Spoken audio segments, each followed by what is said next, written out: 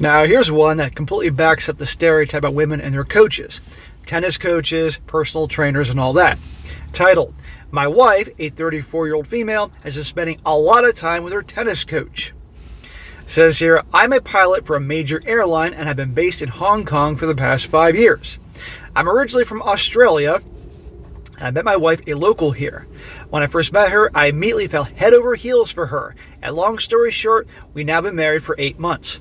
Smack! Fell head over heels for her? Well, you're going to see how that's going to come back to bite him in the butt.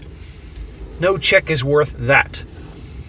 A couple months ago, her BFFs convinced her to take up tennis lessons, and I approved. What better way to keep her fit rather than sitting at home all day? Can't she have a job? Her tennis coach is tall a New Zealander fellow in his 20s who was once an English teacher. I really didn't think much of it, but the once-a-week tennis lessons became twice a week, and now they're suddenly becoming daily lessons. And you're paying for it. Rather than 1-hour lessons in the beginning, now they're over 3. I asked my wife if I could join her for tennis one day, and she told me it wouldn't be such a good idea. Any advice on how to confront her would be well appreciated. Dude, are you blind? She's doing it.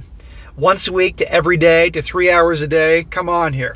And who's paying for that? You. How about her get a job? Now watch this when he confronts her. He says, "Firstly, thank you all so much for the advice. It was all very supportive and mostly helpful. While plenty of you suggested I hire a PI, I opted to confront her directly instead. I asked just point blankly why she'd been spending so much time with John, not his real name, the tennis coach, and if there's something I should know about. To my surprise, rather than denial or apology, she got into a fit and said these exact words. Now, listen to this. She says, 'How dare you question what I do with my free time? You men of Australia are toxic, and you're the ones that always cheat.' Twisting it around, making him the bad guy. How dare he question her? Well, let's see. He's her husband. He's paying for all these tennis lessons. She doesn't have a job, so of course he's going to question who's spending all this time with and when there's suspicious activity going on. She goes on and says, 'Even my friends said Australian guys always cheat. I don't even know why I married you. You are never home.' You went into the marriage knowing he's an airline pilot and he's not always going to be home." Says here, "Clearly I understand the concept of gaslighting, so I wasn't taking her bait.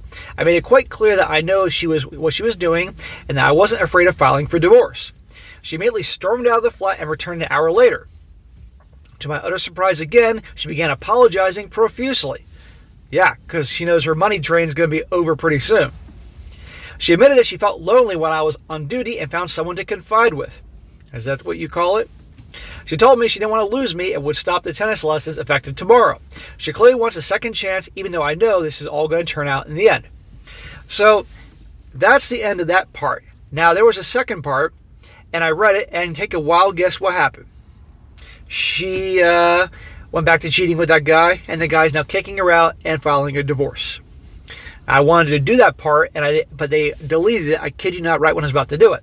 But goes to show you guys, once a cheater, always a cheater. Where there's smoke, there's fire. Pay attention to the red flags. But right here, he's the bad guy because he's gone all the time. She married him knowing full well what his career was. He's going to be out and about. And 8 months into the marriage, she's already with a guy. But here's the problem with him falling. He fell head over heels for her. That means pretty much her beauty intoxicated him, and he wasn't thinking clearly. He was thinking down there instead of up here. Bad idea, gentlemen. Gals like this cannot be trusted. End of the story. Kick him to the curb. And I hope he learns this time around.